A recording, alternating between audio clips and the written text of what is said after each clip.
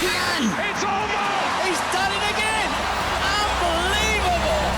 Oh, straight into the roof of the net. Nice one. Straight down the middle. So a good...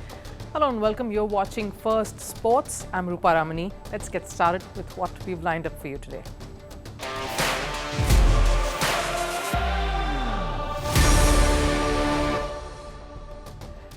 Right on the show today, a historic test awaits India and Australia in Sydney, and with the series and a spot in the World Test Championship on the line, news coming in is that the Indian management is set to make a historic move by dropping a captain for the last test. What does this mean, and what have the rumblings been like in that Indian dressing room? Chess World is also rocked with a video of Magnus Carlsen and his opponent in the final, Ian Nepomniachtchi, discussing to draw to force a tied result. The world is slamming Carlsen, calling him a cheater, even as the world number one has come out to speak about this episode. What will FIDE do now? And is Manchester United faced with yet another dramatic exit? The buzz around star player Marcus Rashford leaving the Red Devils is gathering momentum, even as he's trying to squash all reports. Lots lined up for you on the show, but first a look at the headlines on Sports 360. Starting with tennis, Novak Djokovic continued his winning run at the Brisbane International event. In the round of 16, the top seed beat Game Monfils 6-3, 6-3. The Serb will face America's Riley Opelka in the quarterfinal.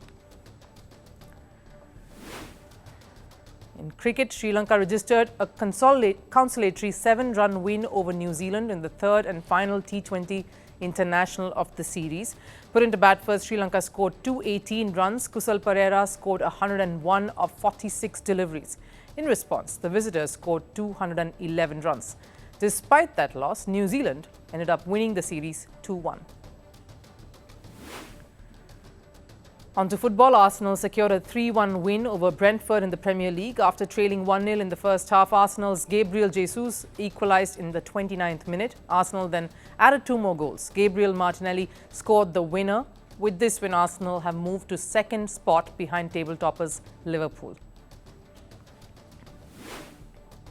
After a series of controversies, the list is finally out. India's shooter, an Olympic medal winner, Manu Bakar, has been nominated for the Khel Ratna Award, India's highest sporting honour. Along with Bakar, world chess champion D. Gukesh, hockey captain Harmanpreet Singh and Paralympic champion Praveen Kumar will also be awarded. And summing it up with news from chess, India's Vaishali Ramesh Babu won bronze in the Women's World Blitz Championship in New York. Vaishali's win capped off a stellar year for Indian women in chess. Before Vaishali, Koneru Hampi won the World Rapid title. And a few months ago, the women's team secured gold at the Chess Olympiad.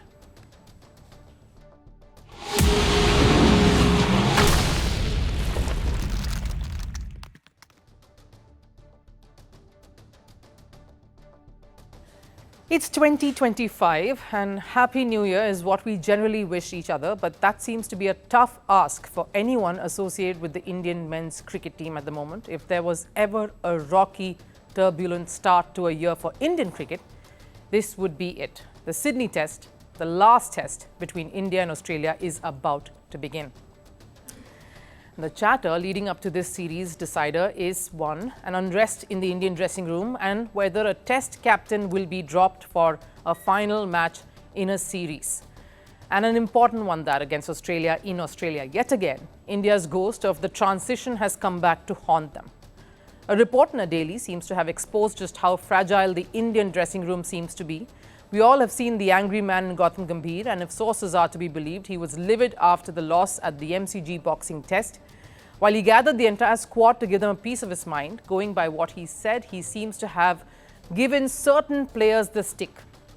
Rishabh Pant in particular seems to have faced the wrath of Gautam Gambhir, who said that India shouldn't dare to throw away matches under the excuse of playing your natural game. There will be consequences if that were to happen again. He seems to have given them a stern dressing down, making it clear that here on, team strategies designed by him needed to be executed. There is a plan in place, his plan, and that needs to be followed. Anyone who did not would pay the price. Now, if you understand Gambhir, this would not come as much of a surprise. His authoritarian speech doesn't come as a shock. But what we truly need to reflect on is the fact that this sensitive piece of information has been leaked to the media. That needs to bother fans and stakeholders of the game alike. That a piece of a conversation, a private conversation in a dressing room between a coach and his players has been made public.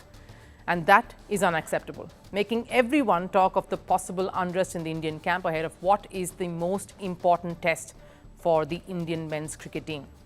Because at stake is not just the Border Gavaskar Trophy, but also a spot in the World Test Championship final, something India is anyway hanging on to by a slender thread. Gambhir, who came out addressing the press in the pre-test conference, was asked about the dressing down and the leak, and this is what he said. Debates between a player and a coach should stay between them. Any conversations in the dressing room should stay in the dressing room. Those are just reports. I don't need to comment on any reports. But the bigger storm that is brewing now is over a captain being dropped for the last test of a series. The interesting point to note was Rohit Sharma not coming for that pre-test press conference. Now, while I get it's not mandatory, it was strange considering this is the last test of a series that's going down to the wire. Gambhir was also asked a similar question, why he was there and whether Rohit was going to feature in that playing 11 at Sydney. Will a captain be dropped in what could be a historic move, to which Gambhir was more cryptic than clear. Everything is fine with Rohit, and I don't think it's anything traditional. The head coach is here, that should be fine, and that should be good enough. We are going to have a look at the wicket and finalize tomorrow. That vague answer said it all. It did not give any assurances of Rohit Sharma keeping his place even as a batter. The practice sessions too saw a few drastic changes and a few pictures there that really told the story. In the pictures of the net session, particularly pertaining to the slip cordon, KL Rahul, Virat Kohli, Nitish Reddy and Shubman Gill were seen having an intense slip-catching session. The glaring absence of Rohit Sharma from that, who is a domineering presence in that slip area, was very obvious, making me connect the dots here, and that prompted many others to wonder whether a different captain would walk out to toss tomorrow.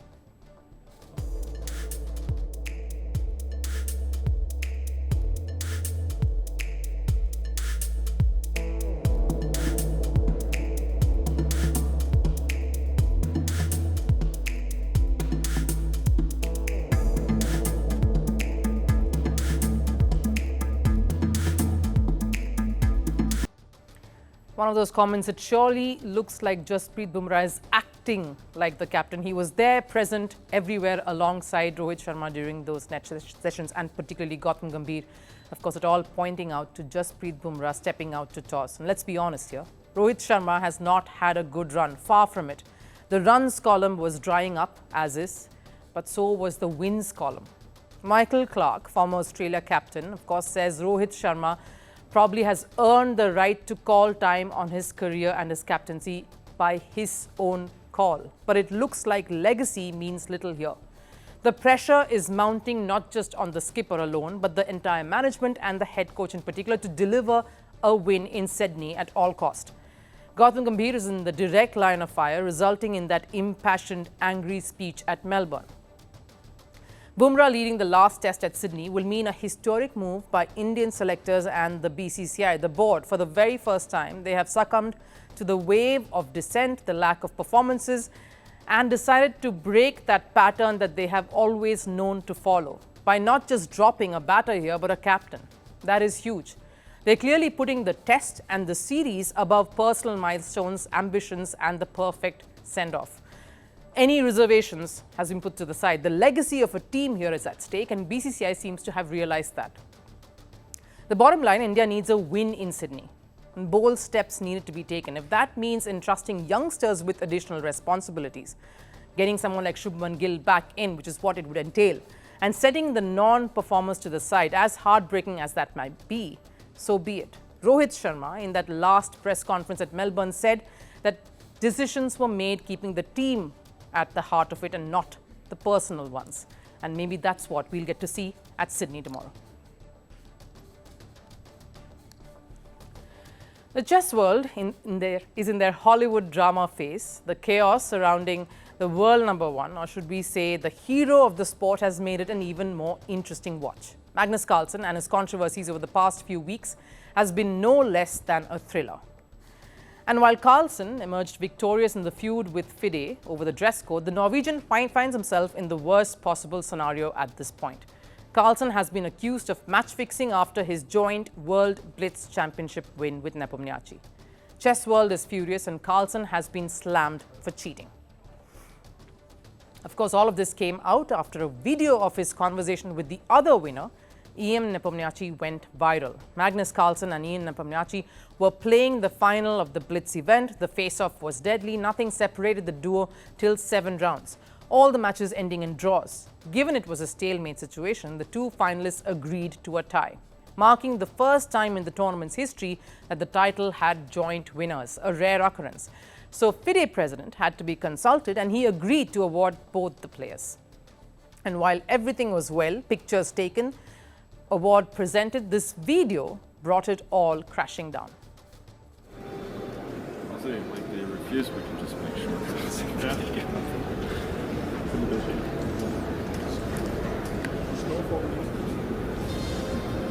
I mean,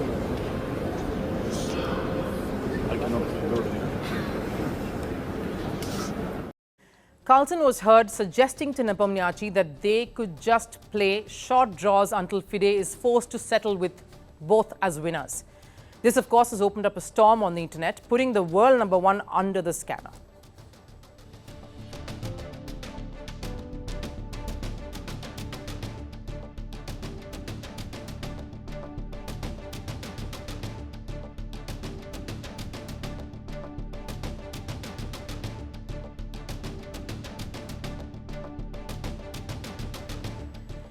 And it isn't just fans who are furious with what the video has revealed. Prominent voices in the chess world have criticized FIDE and the two players, some even accusing Carlsen of abusing his power.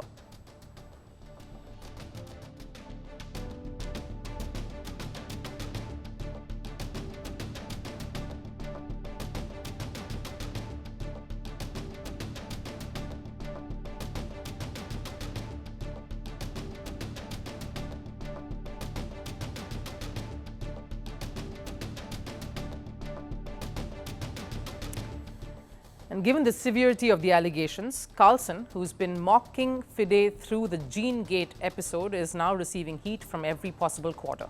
The same Carlsen, who was hailed for standing up for himself and standing up to FIDE, more importantly, is now being slammed. But Carlsen was quick to respond. I've never prearranged a draw in my career. In the video, I'm joking. This was obviously not an attempt to influence FIDE. It was said in the spirit that I thought FIDE would agree to our proposal. If anything, it was a bad joke, given the gravity of the situation. The same feisty Carlsen whom we saw in full glory against FIDE during the dress code drama seems to have watered down his aggressive mode, taking on a softer tone to address this issue. But this is the kind of situation Carlsen finds himself in. Sure, he got his way with FIDE over the whole Gene Gate controversy, but will calling the whole conversation that he had with Nepomniachtchi a joke get Carlsen out of this hot mess?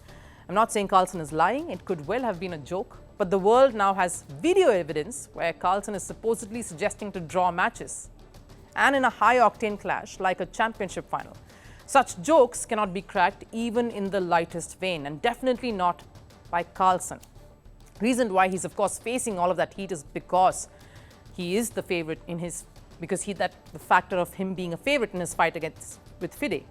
Carlsen's popularity, which goes against him here. In this case, it becomes even more imperative that Carlsen avoids such episodes because the world is watching him, looking up to him. The next generation who want to take up the sport are picking up cues from Carlsen. And it isn't just world number one here who is in a spot of bother. FIDE once again proved to be a spineless body in front of Carlsen. They approved a result, gave a heads up to a decision that wasn't even there in FIDE's rulebook, which is the reason why former world champion Vladimir Kramnik is mocking the governing body in this. The tables seem to have turned on Carlsen, who all of last week was busy pulling up FIDE for their weak rules and Vishwanathan Anand for not being fit enough to run the sport. Now he finds himself in hot water where the chess world seems united against him. Yes, Magnus Carlsen is one of the best in the sport. He redefined chess, made it cool. He's one of the most followed athletes the world over. But that cannot mean FIDE lets him off in every battle, especially when they would want to show that the sport any day is bigger than a player. Manchester United seem to be a club that is more divided now than united. One of the most successful clubs in England is battling relegation, but that isn't the only fight in their hands. The Manchester Giants seem to be failing in their pursuit of holding on to their marquee player. With the transfer window opening this week, talks of Marcus Rashford's exit continues to grow. A player born, bred and reared in the red of Manchester might leave the club. But the latest development suggests the exit might not be a happy one. Egos are clashing and Old Trafford is bearing the brunt of it. A report. Manchester United and late drama on the field to seal the match is a thing of the past. The new tradition at Old Trafford is drama, chaos and controversies off the field. Something United is reeling under because even with a change in management, the player versus coach feud doesn't seem to stop. The latest episode involves their star forward Marcus Rashford. In shocking developments, an English media outlet linked Rashford to a leading sports agency to set up a move away from Old Trafford, an agency known for having made Gareth Bale's big money move to Real Madrid in 2013. But the England forward has refuted all the claims. Been a lot of false stories written over the past few weeks. But guys, this is getting ridiculous. Never met with any agency and don't have any plans to. Rashford issuing a clarification may have cleared the air on his link with that sports agency, but his future at the club still remains bleak. And the footballer himself knows it. I think I'm ready for a new challenge and the next steps. If I know that a situation is already bad, I'm not going to make it worse. Rashford issuing such a statement didn't sit too well with the manager Amorim, because despite not including Rashford in the matchday squads, Amorim still hoped the English forward would turn up and earn his place. But the statement from Rashford made matters worse. I think about the team. You think a lot about Marcus. It is important the performance in training, the performance in games, the way you dress, the way you eat, the way you engage with your teammates, the way you push your teammates. Amorim's statement highlighted that the issues with Rashford aren't just restricted to his performance in the field. Amorim has issues that involve other factors that come with being one of the key players in a squad. And yes, his numbers don't help his case either. Despite being a forward, Rashford has only scored 7 goals and assisted thrice in 24 matches. That's quite a poor stat if your job is to score and provide assists.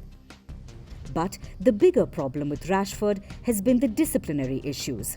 Rashford going rogue after being dropped from the Manchester United squad from the Manchester Derby match last month and then issuing a statement like he's ready for a new challenge upset Amorim. But that isn't the only instance where Rashford has crossed the line. Under Erik ten Hag too, Rashford was called out for being irresponsible. The biggest drama unfolded when Rashford was filmed partying in Belfast twice a year ago. He called in sick for a Man U training session right after. Unimpressed with this, Ten Hag dropped the 27-year-old from his matchday squad in an FA Cup match against Newport. And Rashford's disciplinary breaches date much before that. In 2022, Rashford was relegated to the substitutes bench for Man U's Premier League game against Wolves on Boxing Day. The reason? Rashford overslept and arrived late for a team meeting. So clearly, it isn't about Rashford's credentials to score big. The issues are much more deep-rooted. And the 27-year-old has been given enough time to mend his ways. But given that the approach hasn't changed, it has led to a massive ego battle. And while United has a history of ego clashes, like in the case of Ten Hag and Ronaldo where the duo had a massive fallout prompting Ronaldo's exit, is the Rashford saga going down the same route? Because Ronaldo back then was fighting for his spot, playing regularly for his country. He was disciplined and dedicated to his football. But is Rashford holding up his end of the deal? In this tug of war that has gone wrong, Rashford has only himself to blame. Time for last serve. Ahead of the final test between India and Australia in the Border-Gavaskar series, the two squads met with Australian Prime Minister Anthony Albanese. The Aussie PM hosted a New Year's reception in Sydney and had special praise for India's premier bowler, Jasprit Bumrah. Take a look.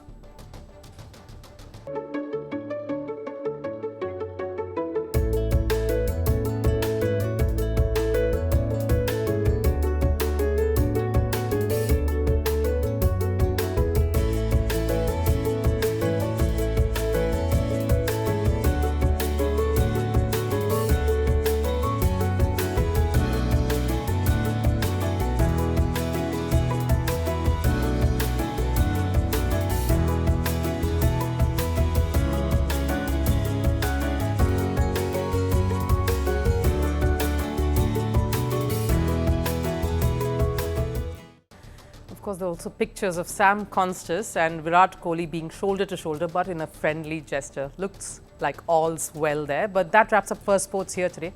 I'll see you again tomorrow. Till then, do take care. Bye-bye.